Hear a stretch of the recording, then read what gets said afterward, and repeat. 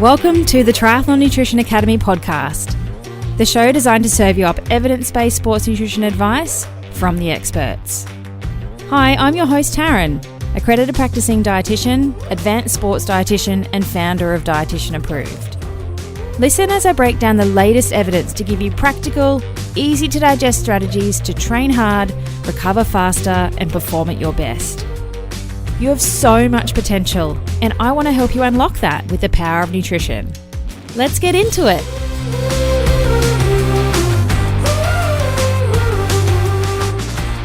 Today's episode is with Rebecca Hall. She's a fellow advanced sports dietitian who I had the pleasure of working with at the AIS down in Canberra many years ago.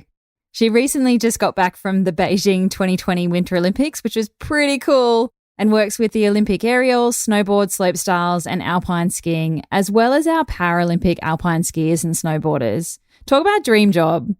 And I've asked her to jump on the podcast with me today to give us a bit of a rundown on iron. She's recently submitted her master's in iron supplementation for endurance athletes traveling to altitude, with the goal of increasing our HB mass or haemoglobin mass. Now, you don't really need to know what that means, but all you need to know is that she's spent a lot of time reading the literature on iron, and she's really good at translating that into practical things. We're not going too deep today. I want you to get just a really basic understanding of why iron is important for you as an active person, some of the places where you can get it from your diet, and what it means in terms of the bioavailability, because iron is a bit of a complicated mess, to be honest. It's not as simple as eating an iron-rich food, like people think steak is, rich in iron, but what's actually in that food doesn't necessarily all get digested and absorbed.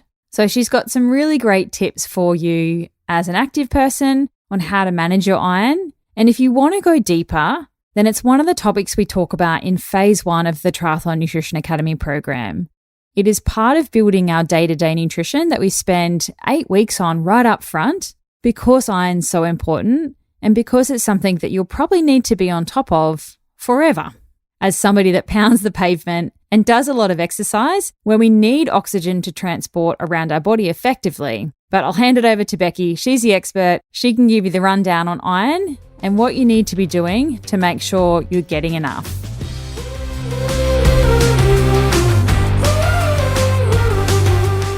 All right, welcome to the podcast, Becky. Hello, thank you for having me. Oh, I'm so excited to have you. Got fond memories of skiing with you overseas, but this is a new realm for us, talking on a podcast together. It is indeed. It feels very grown up compared to skiing, but it's great. So I've got you on today to give everyone a bit of a rundown on iron. I find iron can be quite complicated. People don't kind of understand the importance of it, where to get it from their diet, and how to make sure that they're not iron deficient. And you are the master in iron, so there's no better person to talk about it than you. Look, I'll take that. I've definitely done a lot of research in iron and more than happy to talk about it. And I think it's one of those things that we hear lots of bits of information, so that can make it even more complicated. So hopefully today I can make it a little bit easier for people to understand. Thank you. So let's get the ball rolling. Why is iron such an important nutrient for active people? Well, it's especially important for active people because iron plays a really big role in actually transporting oxygen around the body. So it plays a role in both hemoglobin and myoglobin, which are basically the transporters of oxygen around the body. So if you think about exercise, especially more cardiovascular type exercise, that's going to require oxygen to actually complete. So without that oxygen being transported around the body, it's going to be a lot harder to do those longer workouts. Okay, so if somebody's exercising and they're needing to breathe, then they need iron to do that. Think about it as the transport vehicle. So iron plays a role in creating the taxis that carry the oxygen around the body. So from the organs to the working muscles so that the body can actually get that oxygen. I love that analogy. I've never heard that one before. That one's a good one. Yeah. Now, most people know that you get iron from red meat, but there's so many other sources in our diet that we get iron from. Where else can we find it? It depends where you live in the world, but certainly in Australia, for example, we have a lot of iron fortified cereals, which is actually a really good source of iron for people who don't eat red meat. It's also found in things like nuts and legumes and different vegetables and other meats as well. So not just red meat. There's also some in chicken. Eggs is a great one as well, a good source of iron. But what we perhaps need to talk about further on in this podcast is not all of that iron is absorbed in all of these foods. So that's why red meat is promoted as a great source of iron. So it's more bioavailable than some of those other sources. Absolutely. And the body has an ability in terms of absorbing different types of iron, and the type of iron that is in red meat is very easily absorbed. So it makes it much easier for the body to get what it needs. Can you explain to everyone a little bit about the two different types of iron, our heme iron and our non-heme iron? Absolutely. So heme iron is from animal sources. Okay, and that comes in a form that is readily absorbed by the body. And it sort of comes in this complete package. So when we eat it, it goes through the digestive system and it's readily taken up in the gut for absorption and then use as iron within the body. Versus non-heme iron, and that comes from non-animal sources, so plant-based sources of iron. And that's much harder for the body to absorb because it comes in this sort of like complicated form. So when we digest it, it readily forms complexes with other foods eating at the same time. So if we are eating these non-heme sources of iron, they are much more likely to get trapped in the gut and pass all the way through our gut rather than be absorbed, which means we just don't get as much iron from those foods, even though there's quite a bit of iron in them. So what about for a vegan or a vegetarian athlete where they don't eat any heme sources? Well, I guess one of the important things to consider in that circumstance is to make sure that you have plenty of these non-heme sources of iron in your diet, but perhaps also providing additional consideration for some of the other factors that both help to increase iron absorption of these non-heme sources.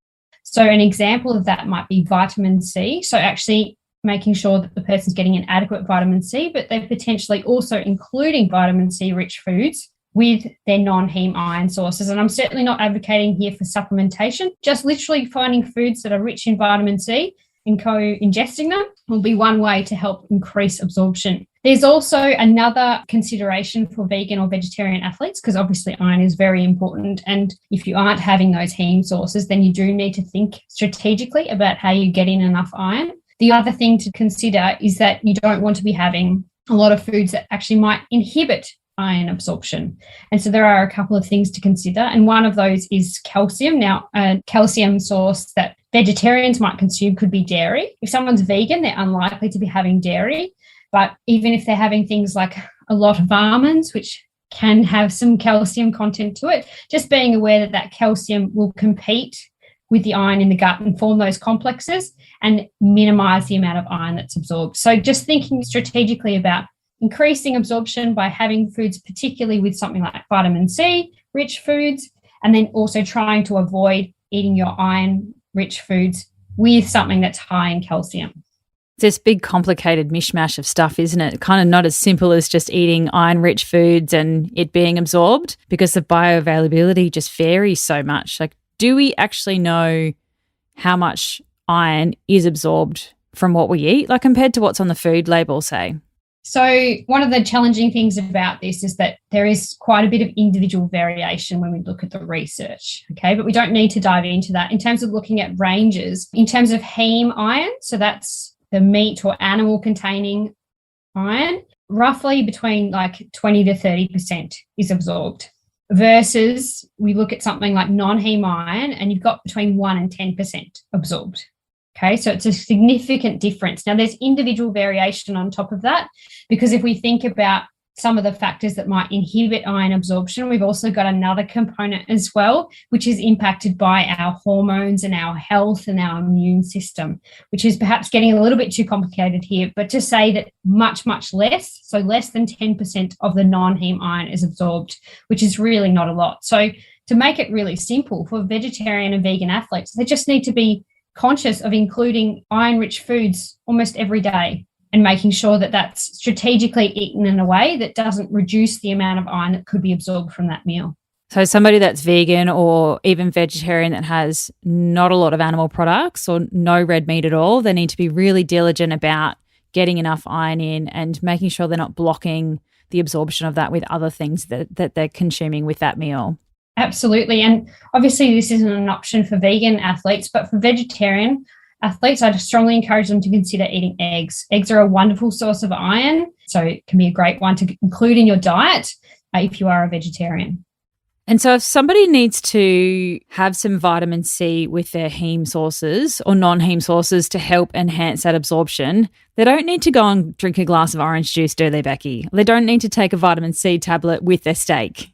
No, they don't. I mean, and that sounds disgusting. But certainly it's about having within the realm of what is an adequate daily intake of vitamin C. So it might be that someone has like a handful of strawberries. That would be enough vitamin C, or a kiwi fruit, or, it's having small amounts of vitamin C. It's not about supplementation, which is actually very large amounts of vitamin C in a compounded form. So it's really just that small amount in real food that helps with the absorption. And lots of different colours of fruits and vegetables too, not just sticking to the oranges and the limes and lemons, which people think are high in vitamin C. Absolutely not. And like one of the things I love is to include raw capsicum. So that's another great one. And that works really well with your iron-rich foods, especially if you're looking for a more savoury dish. There you go. So you don't have to drink a glass of juice with your steak, guys. No, and please don't. Are you a triathlete sick of fumbling around in the dark with your nutrition? Is nutrition the missing link in helping you reach your goals? And do you want to maximise your training efforts and level up your performance? Of course you do. Come and join me for free at Fuel School. It's a free 3-day live and online nutrition training week. And I've designed it to give you the nutritional edge in 2024 and lay the foundation of your day-to-day fueling and race nutrition. It's on the 14th to the 16th of January, 9 a.m. Brisbane time, so Australian Eastern Standard Time every day, which is 3 p.m. PST, 5 p.m. CST and 6 p.m. EST on the 13th to the 15th of January. To register, head to fuel.school. Yep, www.fuel.school. Whether you're a seasoned triathlete or just starting your nutrition journey, this free event is your opportunity to learn from an advanced sports dietitian and triathlon nutrition specialist and transform the way you approach your nutrition for 2024. Fuel.school, it's free. I'll see you there.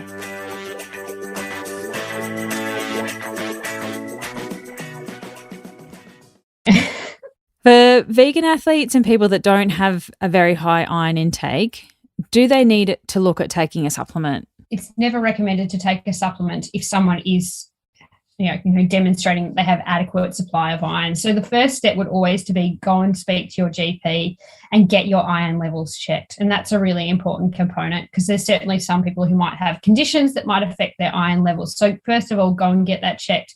Now, if someone's shown to be iron deficient and they are vegan or vegetarian, then engaging with a dietitian around how they can improve their diet is then the next step. If they're already doing everything they can in a diet sense and that they're thinking about what increases absorption, they're thinking about avoiding those inhibitors, they're also potentially thinking about the time in which they eat it. And that's probably the next level that we haven't yet spoken about. There is sort of a time of day that can somewhat help with increasing iron absorption, and that would be earlier in the day, seems to be better in terms of absorption. So that's something to consider as well.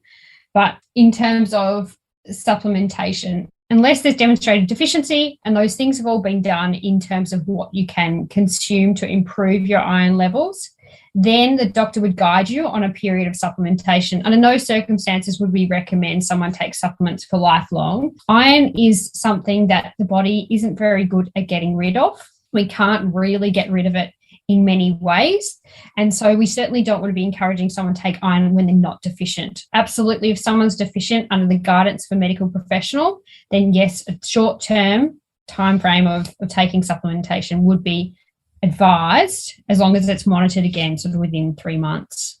I think it's also important to note there that a general practitioner may not be that great at managing iron levels in an athletic population. We have different guidelines for people that are quite active, and a general practitioner may not be across that.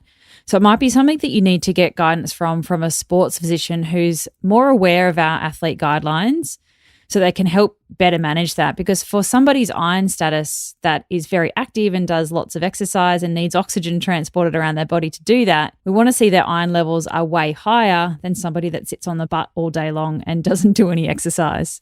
Absolutely. In addition to that, I'd encourage anyone who is going to get their iron levels checked at their sports physician to really discuss the other things that can also impact iron. So often we forget to talk about these things. And for women especially, periods are one of our major sources of iron loss. And there are some studies to show that very active, so elite athletes in this particular study that I'm referring to, noted that there was a higher incidence of heavy menstrual bleeding. Now, that's obviously going to impact your iron balance. So I just encourage people who are going to get their iron levels checked, talk about dietary preferences to a small degree with the doctor, because that's important too. That will help them to understand and potentially refer you on to a dietitian if you're not already working with one. But it's important to talk about those other things that can impact it. So have you had any recent heavy menstrual bleeding, or is that something that's regular for you? Talk about that with your doctor.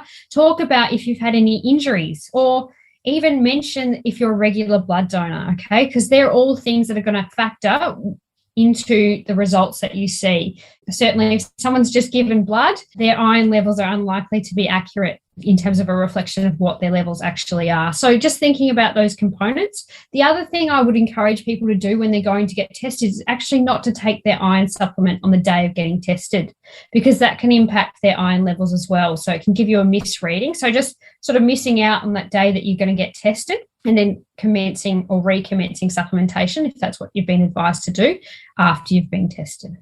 Is that enough time to kind of, I don't know, wash it out in a way, just a day, or do they need to do a few more days, Beccy? I mean, I guess ideally 48 hours, but if someone's really low in iron, then that could be a serious whack of iron that they're missing out on.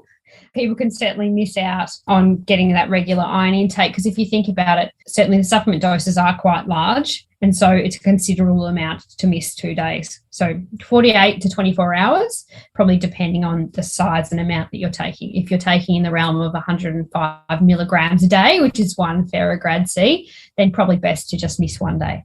Can I ask you about the different types of iron supplementation? Not suggesting anyone supplements without advice, but I've noticed a lot of GPs have been suggesting people take Multifar because it's meant to be absorbed differently and therefore give less severe gastrointestinal symptoms. A lot of people suffer from either diarrhea or constipation with ferrograd C, and so it seems to be the path that they're all choosing at the moment. But I know a lot of the research is in the iron form that is ferrograd C, those ferrous sulfates.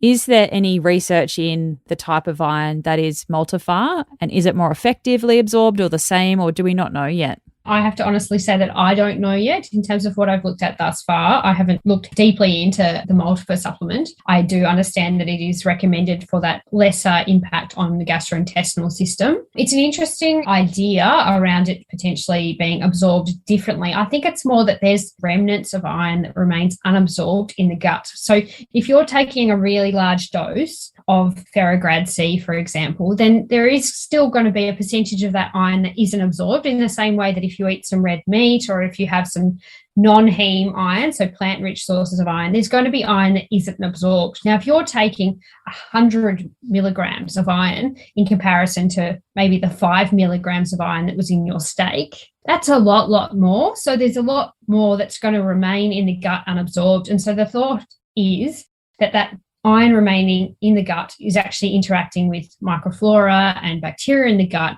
and that's what sort of causes some of the GI issues. So potentially if there's a different absorption, that they may not be having the same with the remnants of iron. But I think we need further research before we can answer that one properly. Yeah, nice. I haven't really seen many studies testing with Multifar. Is there any coming out now?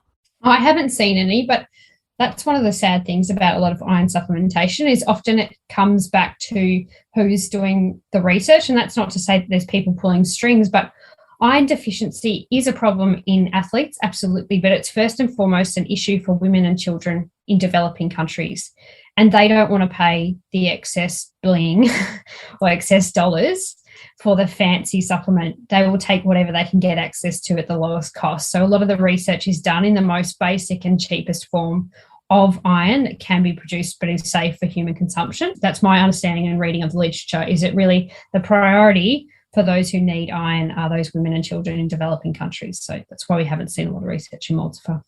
Oh, nice. Kind of leads nicely into our high-risk groups, which you've already just mentioned. So females who have those regular monthly losses, growing bodies. Is there anyone else that we need to really be mindful of that is a high-risk group for having low iron?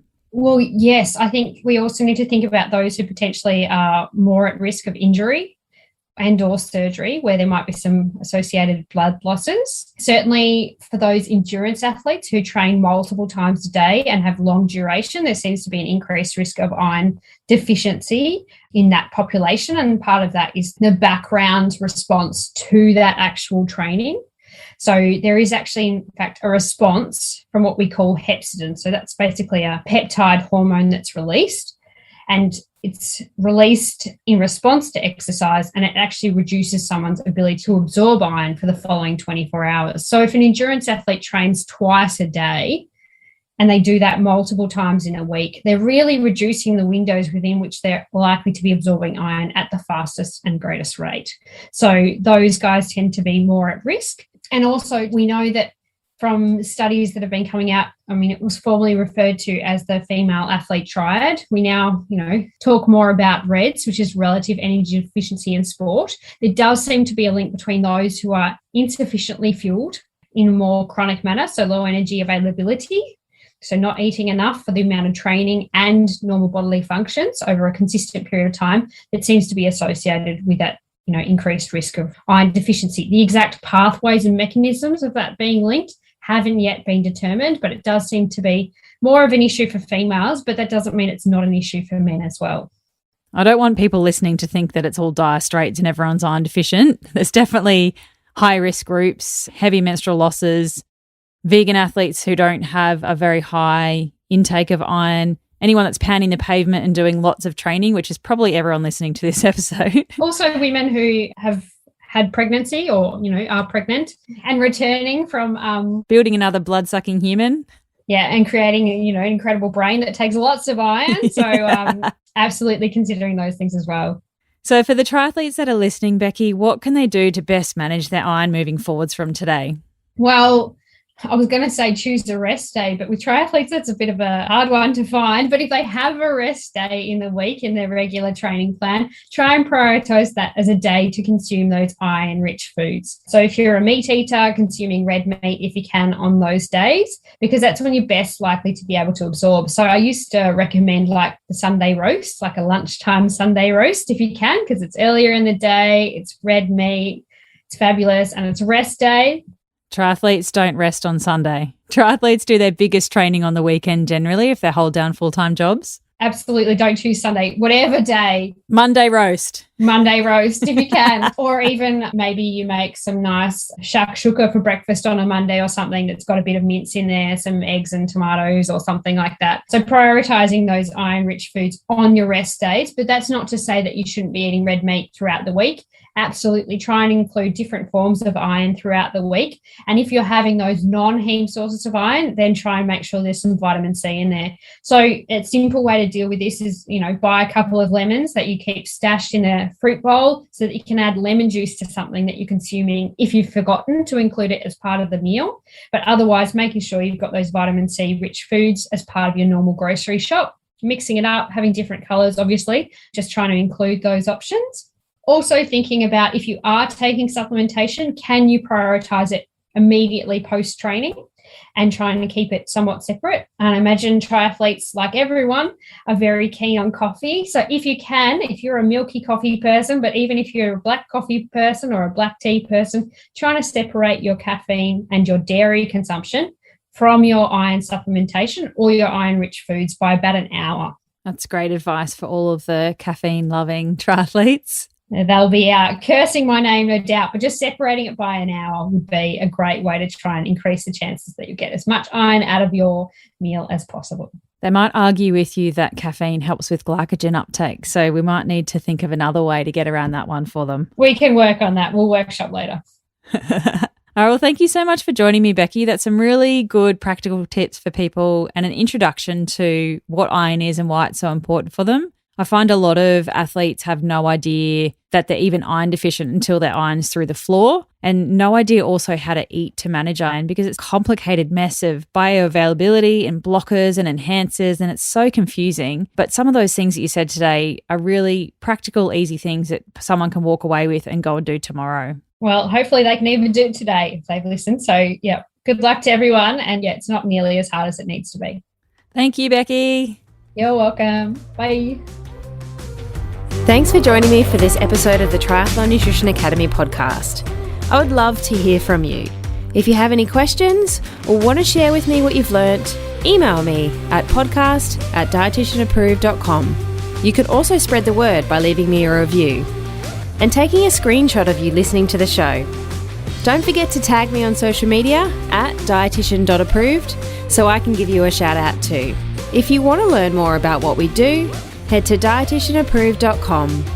And if you want to learn more about the Triathlon Nutrition Academy program, head to dietitianapproved.com/academy. Thanks for joining me, and I look forward to helping you smash it in the fourth leg. Nutrition!